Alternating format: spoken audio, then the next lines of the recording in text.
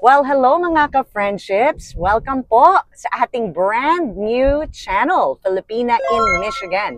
At ako po ang inyong host, ang inyong kababayan na Pinay or Filipina living here in Michigan, USA. And this is my very first vlog entry. Hello po, at i-introduce ko lang ho ang aking sarili sa inyo. Well, right now, first off, I'm obviously in my car driving on my way to work. But just to give you a brief idea kung sino po ako, I am Jennifer. I'm 43 years old. 20 years na po akong naninirahan dito sa Michigan, USA. And yes, I am married. I've been married for going on 17 years po this coming October.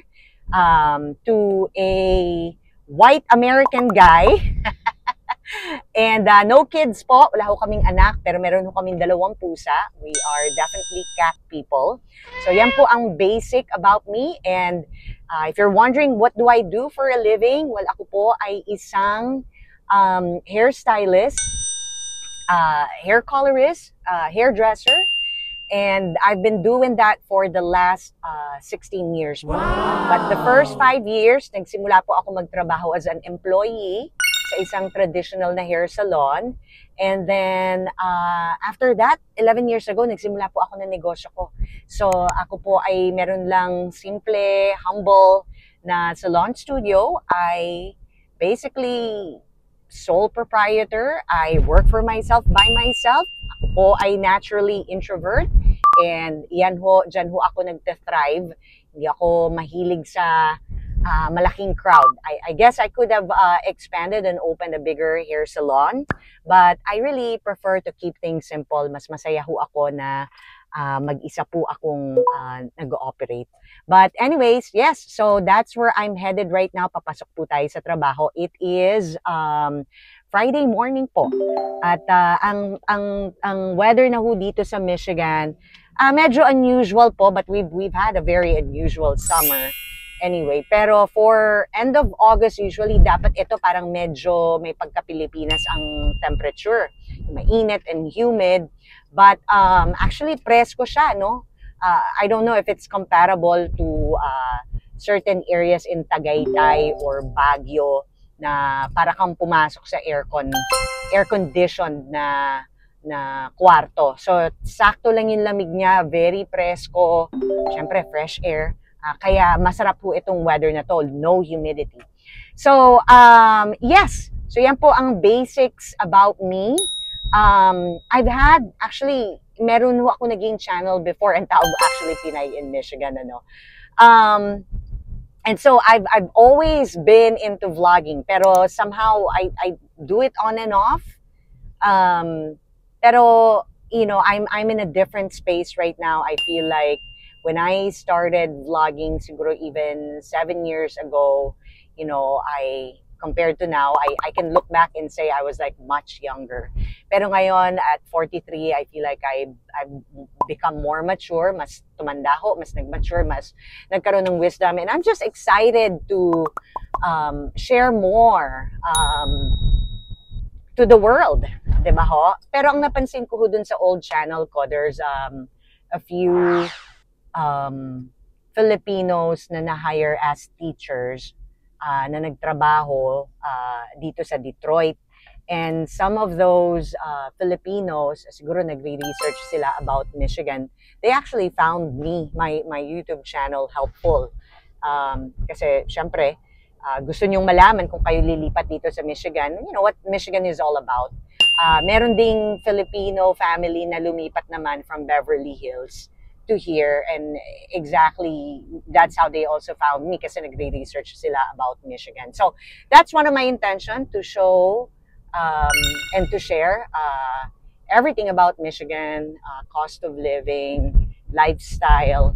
And syempre, gusto ko rin mag-add ng kung ano-ano, mukbang, you know, I am also a born-again Christian po, and I started my born-again Christian walk seriously po, yung talagang kumbaga na mas seryoso na talaga at this age na matured na rin, September of last year. So I've been reading the Bible, and I hope we can do some Bible study as well.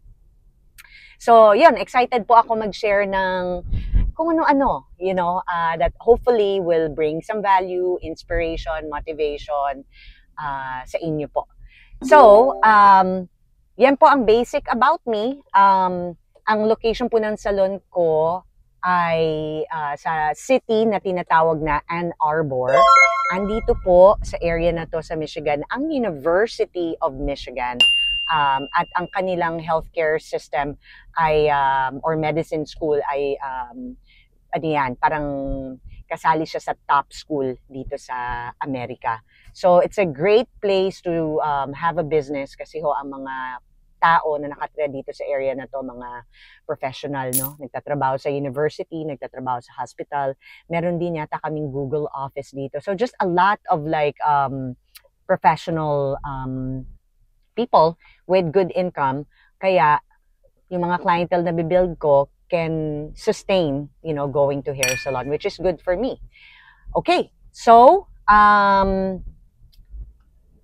medyo malapit na po tayo sa aking hair salon. So, ang next clip ho na ipapakita ko sa inyo briefly ay ang aking hair salon. But, as we are driving there, ano bang pwede nating pagkwentuhan? Well, kaka-back to school lang ng mga bagets. September nagsisimula. Usually September, iba-iba. Maraming school na nagsimula na nung Monday. Pero may mga ibang school na, after Labor Day. Yan yung isa sa holiday nila dito sa Amerika. And yung sasabi na after Labor Day, usually nagsa-start in school. So, I think now it's either end of August or first week of September nagsisimula ang eskwela. Kaya back to school na naman ang mga bagets. Natatapos sila ng eskwela mga last part of May, early part of June. Tapos para ma-enjoy nila yung summer. Kasi ngayon, ang season ngayon pa, tapos na ang August, magsa-September na. We'll still have some nice, decent weather in September. Tapos pagdating na ng mga October, yun na yung tinatawag na fall or autumn. Nagta-transition na talaga from summer, lumalamig na, mag-change na yung color ng mga trees. Nandito kami sa Midwest sa Michigan. So, at some point, magbo-vlog po tayo niyan. Maipapakita ko sa inyo ang pagbabago ng mga leaves, no? So, yun yung isang gusto ko i-share sa inyo. In Michigan, football, specifically here in Ann Arbor, football season is big kasi Big Ten, may ganung term, Big Ten, part of the Big Ten universities, I believe, ang U of M. Hindi ho kasi ako mahilig sa ganyan. Pero marami ho talagang panatiko ng football. It's a very big in the American culture. And syempre, since, again, nandito ako sa heart ng Ann Arbor, which is yung talagang heart ng University of Michigan, kaya yung mga clients ko dito talagang big fan sila. Talagang pupunta sila dun sa stadium para manood ng football. In fact, I think tomorrow night is the first game of the season. So, what else? Well, life in America, very briefly, no, magkakaroon po ako ng separate na video just to talk about specifically, let's say, cost of living. May plano akong pumunta sa grocery store para ipakita sa inyo ang presyo ng bilihin. But, how do I say it? It's not, ang masasabi ko pa rin ganito. Well, dapat dito talaga sa Amerika, kailangan masipag ka.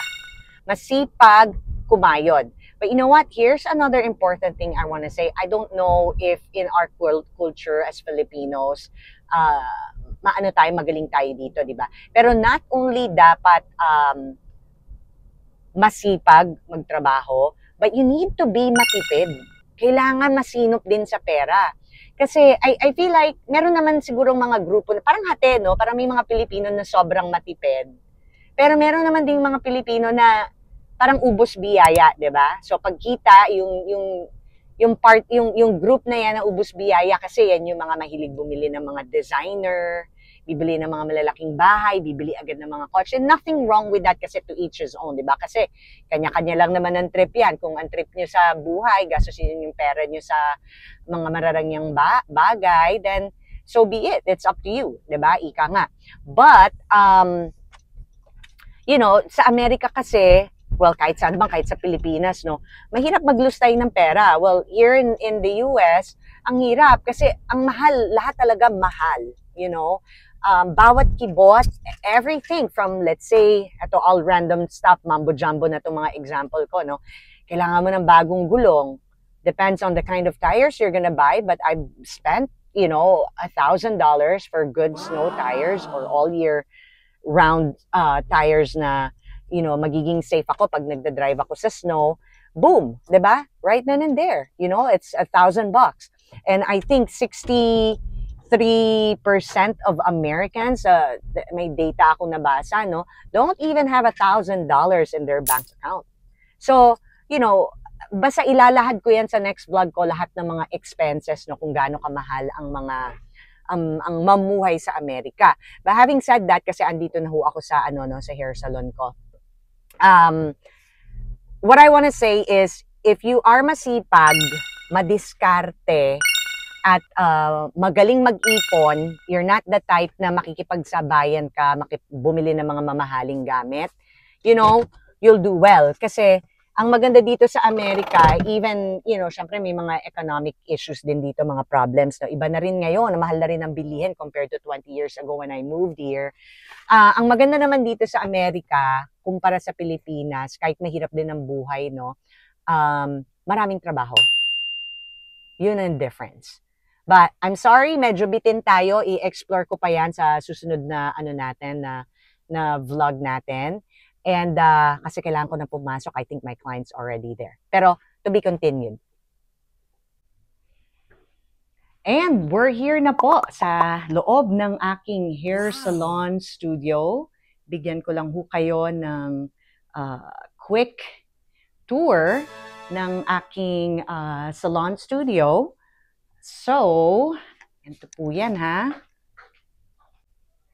So, ayan po siya. I have a, what we call double studio kasi I have 2 chairs. So, there's one station here and there's another station here. I have this divider para may privacy yung mga clients. So, a lot of times, what I do is I double book. So, sisimulan kong lagyan ng kulay si client number 1 here. And then, habang nagpa-process ang kanyang hair color, yung client number 2 naman is either also getting another hair color or haircut. So, ito po ang aking retail area. So, I make extra money selling hair products. Ang aking coffee bar area, makikita nyo, I do a little bit of extra something for my clients. They get excited na may mga snacks po tayo, granola bars, Oreo chocolate chips, some chocolates, some nuts and fruit mix. Syempre, lagi tayo may fresh flowers. Ito po ang aking payment system. And ayan, I have fresh flowers para mapalitan na itong 2 weeks worth na medyo na siya, lanta na.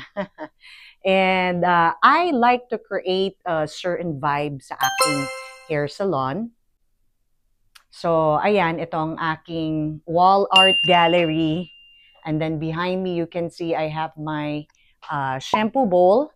And then here, ito naman, nandito lahat ng aking mga chemicals kung saan minimix ko yung mga color.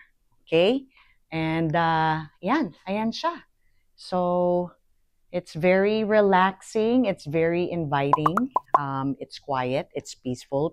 People, my customers have, time to just chill and relax. So, quick tour lang po tayo kasi, ayan, nandito ako sa work anytime soon. Dadating na siguro ang aking client. But one of these days, gagawa po ako ng vlog kung paano ko sinimula ng aking negosyo. Anything I can share about starting a hair salon business, pati kung paano maging cosmetologist dito sa Michigan. And lahat ng interesting information na pwede kong i-share sa pagkakaroon at pagtatayo ng isang hair salon business. So, that is it, guys, sa ating first entry ng ating vlog. Sana nagustuhan nyo. I'm very, very excited to get to know you all at, na mag-bonding tayo at magkaroon tayo ng relationship, in the next few years na hopefully magtagal at lumago at dumami ang community natin. Okay? So, that's it. Salamat sa panonood nyo, mga kabonding. And until next video, it will be interesting, exciting, fun, and entertaining. So, comment kung may mga suggestion kayo, may question kayo about anything under the sun. And like, share, and subscribe. I'm excited and looking forward to next video natin. Thank you.